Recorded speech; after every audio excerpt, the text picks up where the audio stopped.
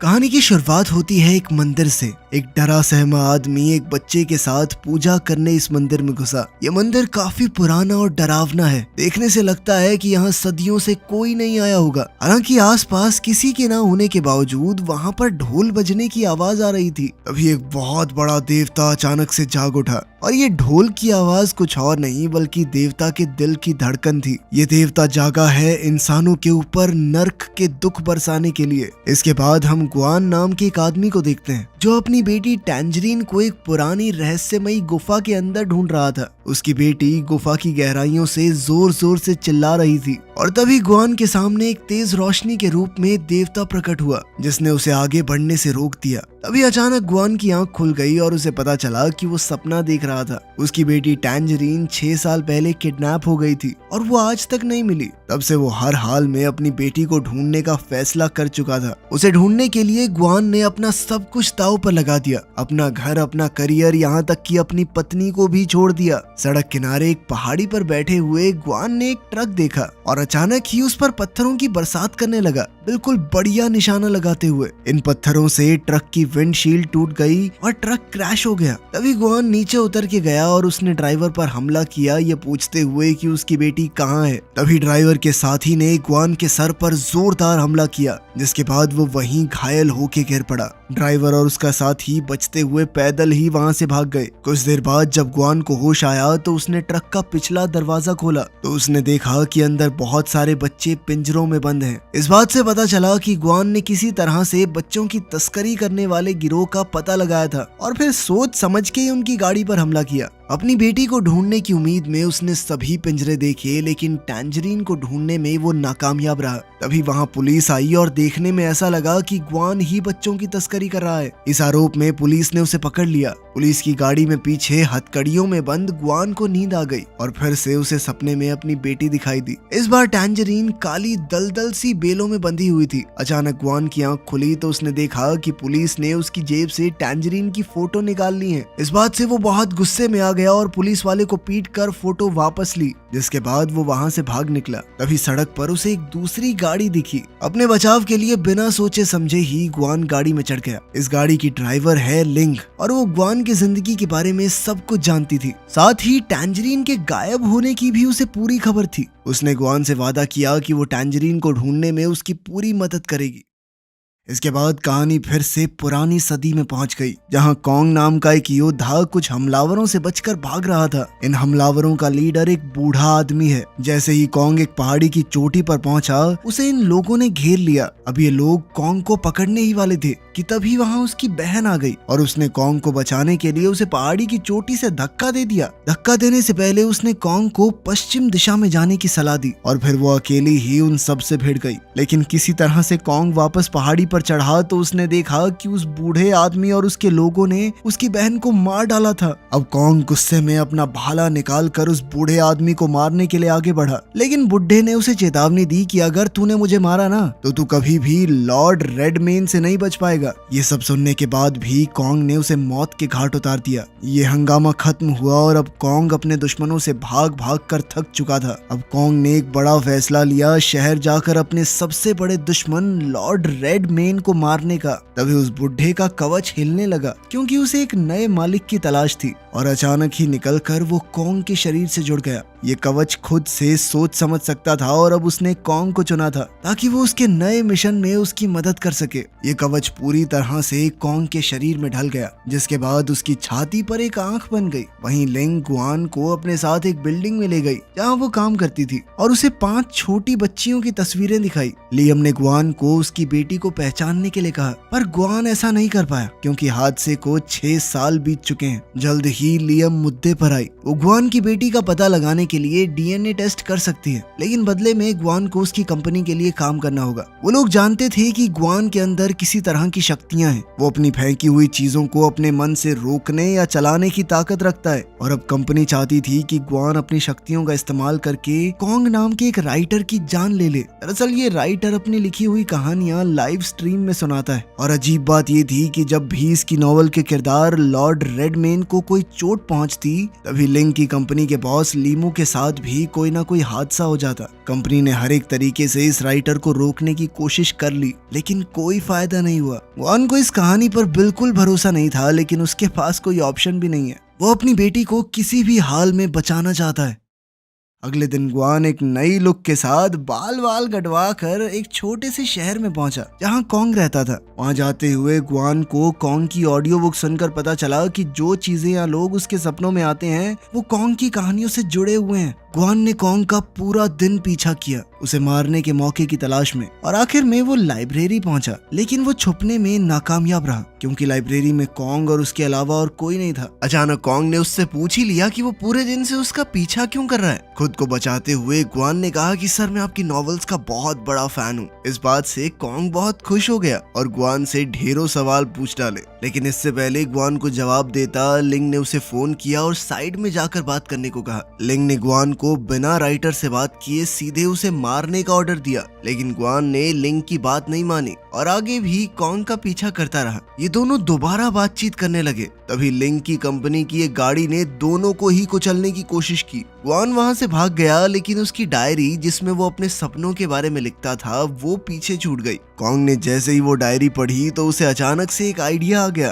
कि कैसे वो अपनी कहानी को आगे बढ़ाएगा। अब कहानी फिर से उस सपनों भरी दुनिया में वापस गई। कॉन्ग यहाँ एक शहर में है जहाँ कोई त्योहार चल रहा है। फेस्टिवल की इस जगह पर लॉर्ड रेडमेन का एक बहुत बड़ा स्टैचू है जहाँ इस देवता की पूजा हो रही है। इतने लोगों की भीड़ देखकर कॉन्ग हैरान है। तभी उस स्टैचू ने पास के एक गांव की ओर इशारा किया और सभी लोग अपने हथियार उठाकर उस तरफ भागने लगे। उसके कवच ने कॉन्ग को बताया कि लॉर्ड रेडमेन ने ऐसे ही बहुत से गांवों को खत्म कर दिया है। ये देवता खुद को पूजने वालों को लड़ाई के लिए उकसा रहा था। गांव वालों ने खुद को बचाने की बहुत कोशिश की लेकिन अचानक 3 ड्रैगन्स ने आसमान से एक जलता हुआ लावा उनके ऊपर बरसा दिया। साथ ही सैनिक आग लगे तीर उनके ऊपर बरसाने लगे जिससे पूरा गांव आग की लपटों में भस्म हो गया। फिर अगली सुबह लॉर्ड रेडमेन के पुजारी लाल कपड़ों में आकर बचे हुए गांव वालों को डराकर इस गांव पर कब्जा कर लेते हैं। इसके बाद कहानी वापस से वर्तमान में आती है। ग्वान जैसे ही नींद से उठा तो उसने एक होटल के कमरे में खुद को पाया और लिंग उसके सामने बैठी थी। लिंग ने उससे पूछा कि तुम्हें क्या सजा दी जाए अपना काम पूरा ना करने के लिए। कुछ ही देर में कॉन्ग इस होटल के बाहर आया और ग्वान की डायरी उसे वापस दी। साथ ही उसकी कहानी के लिए इंस्पिरेशन देने के लिए शुक्रिया अदा किया। अगले सीन में ग्वान कॉन्ग को मारने के लिए वॉक करने के बहाने उसे एक अकेली जगह पर ले गया। उनकी बातचीत के दौरान कॉन्ग ने बताया कि अपने सपनों की दुनिया में मुझे एक छोटी लड़की मिली थी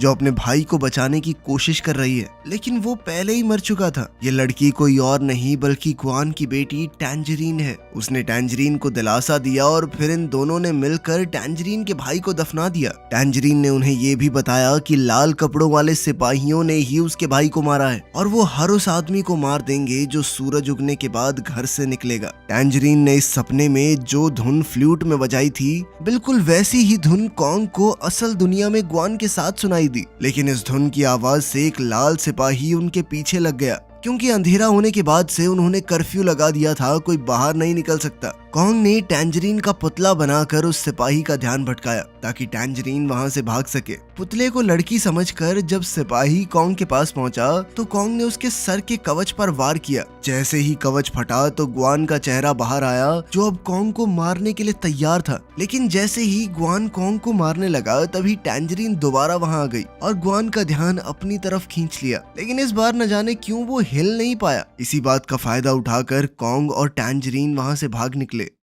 असल दुनिया में कॉन्ग ये सब लिख ही रहा था कि तभी ग्वान पीछे से उसके पास आया। ग्वान को यही सपने अपनी ख्याली दुनिया में दिखाई दिए थे जो अभी अभी कॉन्ग ने अपनी नॉवल में लिखे। ग्वान ने पत्थर उठाकर कॉन्ग पर हमला किया जिससे वो बेहोश हो गया और एक खड्डे में जा गिरा। वो वही धुन गुनगुनाते हुए अपना आखिरी वार करने कॉन्ग के पास आया जो कॉन्ग ने अपनी नॉवल में लिखी थी। लेकिन तभी रोड के बीचों बीच उसे एक बच्चे की आवाज आई जो वही धुन गुनगुना रहा था। लेकिन ये धुन उस बच्चे को पता कैसे हो सकती है? ये तो ग्वान सिर्फ अपनी बेटी के लिए गाता था। ग्वान ने उस बच्चे से पूछना चाहा कि ये तुमने कहाँ पर सुनी? बच्चा डर कर वहाँ से भागने लगा और उसका पीछा करते हुए ग्वान को वैसा ही लगा जैसा उस नॉवल में टैंजरीन और कॉन्ग का पीछा कर रहे लाल सिपाही को लग रहा था। खैर लड़का लड़का तो मौका देखकर भाग निकला, लेकिन उसका पीछा करते हुए ग्वान गलती से एक छोटी सी पार्टी में पहुंच गया। हैरानी की बात ये थी कि इस पार्टी में ग्वान को टैंजरीन का किडनैपर मिल गया, जो अपने कुछ दोस्तों के साथ मस्त पार्टी कर रहा था। उनके बीच तुरंत लड़ाई शुरू हो गई और ग्वान ने अपनी शक्तियों का इस्तेमाल करके उन्हें हरा दिया। उसने किडनैपर से पूछा कि मुझे सच बता, मेरी बेटी कहाँ है। डरते हुए किडनैपर ने सच बोल ही दिया। पता चलता है कि टैंजरीन को किडनैप करते हुए उसे ड्रग की डोज थोड़ी ज्यादा दे दी गई थी, जिस वजह से टैंजरीन की मौत हो गई। जिसके बाद किडनैपर ने उसे बोरी में डालकर पहाड़ी के एक हिस्से में सड़ने के लिए छोड़ दिया। अपने गुस्से और दर्द से पागल होकर ग्वान उसका गला घोंटकर उसे मार देना चाहता था, लेकिन तभी लिंग वहां आ गई और फिर ग्वान को बेहोश करके अपनी गाड़ी में ले गई। जब ग्वान को होश आया तो उसने लिंग से कहा कि वो किडनैपर बोल रहा था, मेरी बेटी मार दी उसने।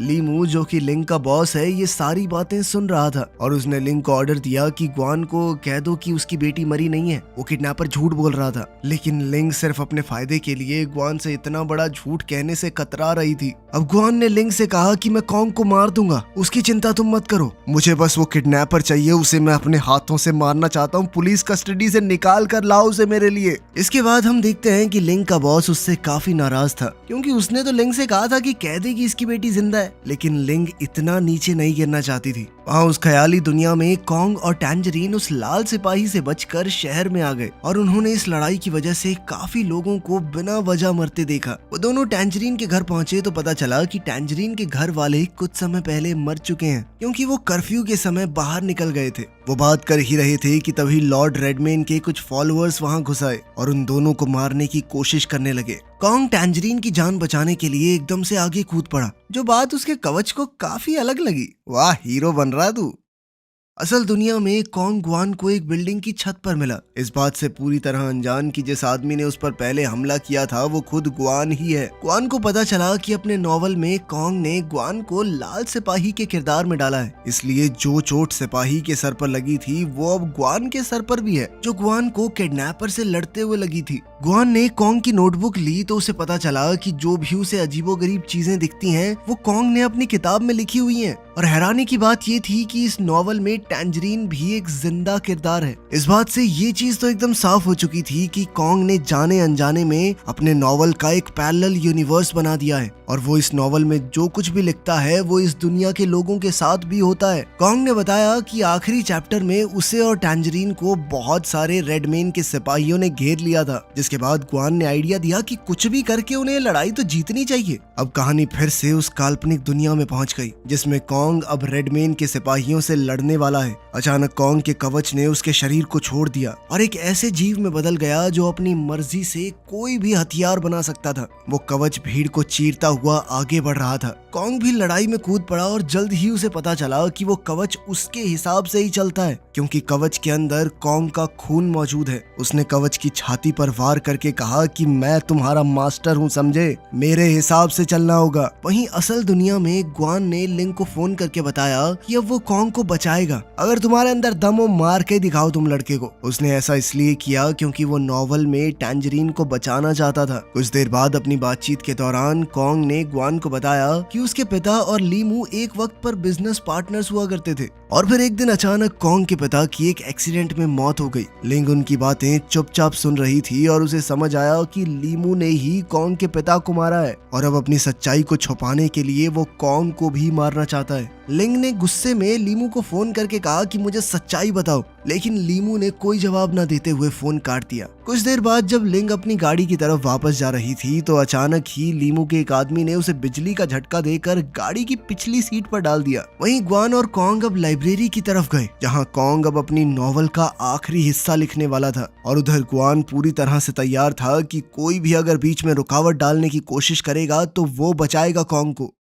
वहीं उस ख्याली दुनिया में कॉन्ग और टैंजरीन रेडमेन के महल में पहुंचे, जहां उन्हें हजारों की तादाद में लाल सिपाही पुतले बने हुए दिखाई दिए। कॉन्ग को पता चला कि रेडमेन के लोग इसी वजह से कर्फ्यू लगा देते थे, क्योंकि सूरज ढलने के बाद ये लाल सिपाही पुतले बन के बैठ जाते हैं। इसी दौरान अचानक लीमू के गुंडे लाइब्रेरी पहुंच गए और ग्वान ने अपनी शक्तियों का इस्तेमाल करके उनका सामना किया, लेकिन लीमू के गुंडे के पास बिजली को कंट्रोल करने की शक्ति थी। उसने ग्वान पर पानी फेंक कर उसे फर्श पर गिरा दिया और गिरे हुए पानी से उसे बिजली का तेज झटका दिया। ग्वान उससे सीधे तौर पर नहीं लड़ पा रहा था तो वो छुप गया। उसने मौका देखकर रबड़ के ग्लव्स पहनने के बाद ही उस पर अटैक किया ताकि उसे बिजली का झटका न लगे। फिर ग्वान का सामना एक दूसरे हमलावर से हुआ जो काफी ज्यादा ताकतवर था और ग्वान उसकी ताकत के सामने टिक नहीं पाया। उसकी किस्मत अच्छी थी कि लिंग किसी तरह खुद को छुड़ाकर उसकी मदद करने आ पहुंची थी। अब इन दोनों ने मिलकर हमलावर का सामना किया और उसे मार डाला। काल्पनिक दुनिया में कॉन्ग और टैंजरीन आखिरकार लॉर्ड रेडमेन के पास पहुंच चुके थे, जो कि 4 हाथों वाला एक बहुत बड़ा जीव था। यहाँ पता चलता है कि कॉन्ग असल में रेडमेन के भाई का बेटा है, जिसे रेडमेन ने बहुत समय पहले मार डाला था। ये कहानी असलियत से बिल्कुल मिलती जुलती थी क्योंकि लीमू ने कॉन्ग के पिता को मारा था और वो भी बिल्कुल भाइयों जैसे बिजनेस पार्टनर्स थे। ये जानकर कॉन्ग बहुत गुस्से में आ गया और उसने रेडमेन को लड़ाई के लिए ललकारा। बाहर जाकर रेडमेन ने कॉन्ग को एक पेड़ दिखाया जहां उसके पिता को दफनाया गया था। लड़ाई शुरू हुई तो उस कवच ने फिर से एक जीव का रूप ले लिया ताकि वो दोनों मिलकर रेडमेन का सामना कर सकें, लेकिन वो दोनों एक साथ भी रेडमेन का बाल तक नहीं उखाड़ पाए। जैसे ही रेडमेन घायल कॉन्ग को जान से मारने वाला था, तभी टैंजरीन अपनी बांसुरी से वही धुन बजाने लगी क्योंकि उसके पिता ने उसे सिखाया था कि जब भी वो मुसीबत में हो तो इस धुन को बजाए। लेकिन रेडमेन को इससे और गुस्सा आ गया और उसने टैंजरीन को पकड़ के अपने पेट के अंदर समा लिया। असल दुनिया में एक तीसरे गुंडे ने लाइब्रेरी में घुसकर कॉन्ग को चाकू मार दिया था और किसी को भी इस बात की खबर नहीं हुई। जल्द ही ग्वान और लिंग ने उसे ढूंढा और इस तीसरे हमलावर को भी मारकर वो जल्दी से कॉन्ग को हॉस्पिटल ले गए। ग्वान कॉन्ग के लैपटॉप में कहानी देखकर ये सोचने लगा कि इस नॉवल को कैसे पूरा किया जाए। तभी लीमू कमरे में आया और बताया कि उसका प्लान था कॉन्ग और ग्वान को एक साथ मारना ताकि देखने में ऐसा लगे कि दोनों ने एक दूसरे को मार डाला। ये प्लान बिल्कुल सही था क्योंकि पुलिस को कॉन्ग के नॉवल में टैंजरीन का नाम मिलेगा और इसके बाद कहानी आसानी से बन जाएगी कि ग्वान को शक हो गया होगा कि कॉन्ग ने ही उसकी बेटी को अगवा किया है। इसी चक्कर में उसने कॉन्ग को मार दिया। अब लीमू को कॉन्ग का कंप्यूटर चाहिए था, लेकिन ग्वान ने उसे देने से इनकार कर दिया क्योंकि अब वो कहानी को पूरा करेगा। उधर उस काल्पनिक दुनिया में जैसे ही रेडमेन कॉन्ग को मारने वाला था, तभी अचानक से एक लाल सिपाही ने वहां आकर रेडमेन पर मशीन गन से हमला कर दिया। ये ग्वान था जो अपनी बेटी को बचाने आया था। उस मशीन गन के हमले से रेडमेन घायल हुआ। उधर कॉन्ग ने हिसाब लगाया कि रेडमेन के माथे के बीचों बीच एक हथियार लटका हुआ था और वो मौका देखकर इस हथियार को खींचने लगा, ये सोचकर कि शायद यही रेडमेन की कमजोरी होगी। लाल सिपाही ने भी इसे खींचने में उसकी मदद की और इस हथियार को खींचते हुए उन्होंने रेडमेन का पूरा शरीर चीर डाला। ये प्लान आखिरकार काम कर गया और वो विशालकाय जीव खत्म हुआ। उसके मरते ही टैंजरीन भी उसके पेट वाली जेल से आजाद हो गई। आखिरकार बाप और बेटी उस दुनिया में मिल गए। वहीं असलियत में लिंग ये पढ़ रही थी कि ग्वान ने नॉवल को कैसे खत्म किया और जैसे ही उसमें रेडमेन की मौत हुई, वहां लीमू की भी जान चली गई। आखिर में ग्वान को दोबारा से वही धुन सुनाई थी और वो हॉस्पिटल के बाहर देखने के लिए भागा। तभी उसे वही लड़का दिखा जिसका वो पीछा कर रहा था, लेकिन इस बार उसके साथ एक लड़की भी थी जो कोई और नहीं बल्कि उसकी बेटी टैंजरीन ही है। चलो बाप बेटी मिल गए, कॉन्ग भी बच गया, हो गई हैप्पी एंडिंग। मिलते हैं अगली वीडियो में।